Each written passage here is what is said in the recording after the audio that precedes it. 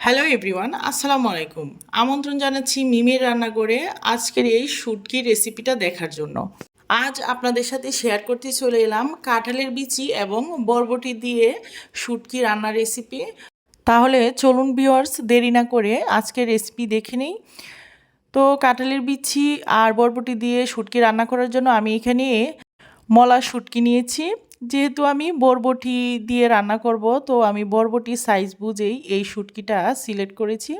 প্রথমে আমি শুটকিটাকে ধুয়ে নিব, আর শুটকিটাকে খুবই ভালোভাবে ধুয়ে নেওয়ার জন্য আমি দিয়ে দিচ্ছি গরম পানি। যে কোনো শুটকি ধুইতে গেলে কিন্তু আপনারা যদি গরম পানি ইউজ করেন তাহলে শুটকির ভিতরে ময়লা ধুলাবালু খুবই সহজেই আপনারা পরিষ্কার করে নিতে পারবেন। আর এই টিপসটা নতুনদের জন্য খুবই কাজে লাগবে আশা করি। ঠিক এইভাবে ঘষে ঘষে আমি প্রত্যেকটা শুটকি ধুয়ে নিয়েছি, আর এই যে দেখেন কতটা ময়লা পানি বের হয়েছে। আপনারা যদি গরম পানি ইউজ না করেন তাহলে কিন্তু এই ময়লা পানিটা বের হবে না। এই তো আমি প্রায় অনেকবারই ধুয়ে পরিষ্কার করে নিয়ে এসেছি। এখন আমি এখানে নিয়ে নিয়েছি কাঁঠালের বিচি, আর কাঁঠালের বিচিগুলো খুবই ভালোভাবে খোসা ছাড়িয়ে ধুয়ে পরিষ্কার করে নিয়েছি। কাঁঠালের বিচির উপরে যে লাল আস্তরটা থাকে সেটা কিন্তু আমি তুলে নিয়েছি।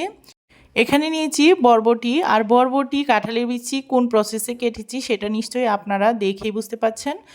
আর নিয়েছি রসুন স্লাইস করে, পেঁয়াজ স্লাইস করে এবং কাঁচামরিচ ফালি করে। প্রথমে আমি একটা কড়াই নিয়ে নিলাম, কড়াইয়ে দিয়ে দিব কাঁঠালের বিচিগুলো। কাঁঠালের বিচি দেওয়ার পর দিয়ে দিব এখানে পেঁয়াজ এবং রসুন আর কাঁচামরিচ। দেওয়ার পর দিব আমি শুটকি। প্রত্যেকটা উপকরণ এইভাবে দিয়ে আমি হাতে মেখে কিন্তু এই শুটকিটা রান্না করব। 2 চামচ পরিমাণে দিয়ে দিলাম মরিচের গুঁড়া, 1 চামচ পরিমাণে হলুদের গুঁড়া এবং 1 চামচ পরিমাণে দিয়ে দিলাম ধনিয়া গুঁড়া। স্বাদ মতো দিয়ে দিচ্ছি লবণ।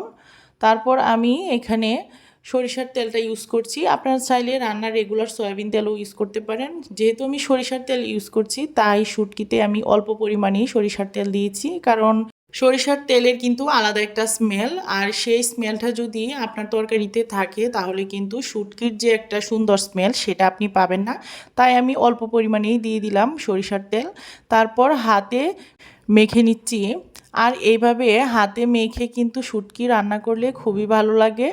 শুধু আমি মশলাটা হাতে মেখে নিয়েছি এই জন্য যেহেতু কাঁঠালের বিচি আমি সিদ্ধ করে দেইনি, সিদ্ধ করে দিয়েও কিন্তু এই তরকারিটা রান্না করা যায়। তো আমি যেহেতু সিদ্ধ করে দেইনি তাই আমি প্রথমেই কাঁঠালের বিচিটা শুটকির সাথে কষিয়ে নিব ভালোভাবে। আর সেই জন্য আমি এখানে দিয়েছি অল্প একটু পানি। পানি দেওয়ার পর ঢাকনা দিয়ে ঢেকে আমি চুলায় বসিয়ে দিব। শুটকি আর কাঁঠালের বিচি আমি প্রায় 5 মিনিটের মতো কষিয়ে নিচ্ছি। আর 5 মিনিট কষিয়ে নিলেই কিন্তু হয়ে যাবে, এর বেশি কষাতে হবে না।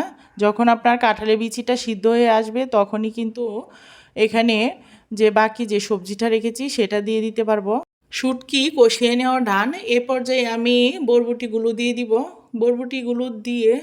বরবটিগুলো শুটকি এবং কাঁঠালের বিচির সাথে খুবই ভালোভাবে নেড়ে চেড়ে একসাথে মিশিয়ে দিতে হবে। বন্ধুরা, ভিডিওর এই পর্যায়ে সাথেই থাকুন। আপনারা জাস্ট এইটা দেখেন যে তরকারির কালারটা ঠিক রেখে আমি কতটা সুন্দরভাবে আজকের রেসিপিটা রান্না করি। বিশেষ করে বরবটির কালারটা ঠিক রেখে এই রান্নাটা করতে পারলে কিন্তু দেখতে খুবই ভালো লাগে এবং কি খেতেও ভালো লাগে। যে কোনো সবজি যখন রান্না করবেন কিংবা সবজি দিয়ে তরকারি রান্না করেন না কেন, সবজির কালারটা শুধু ঠিক রাখবেন, তাহলেই কিন্তু দেখবেন যে সেই তরকারিটার স্বাদই বেড়ে যাবে।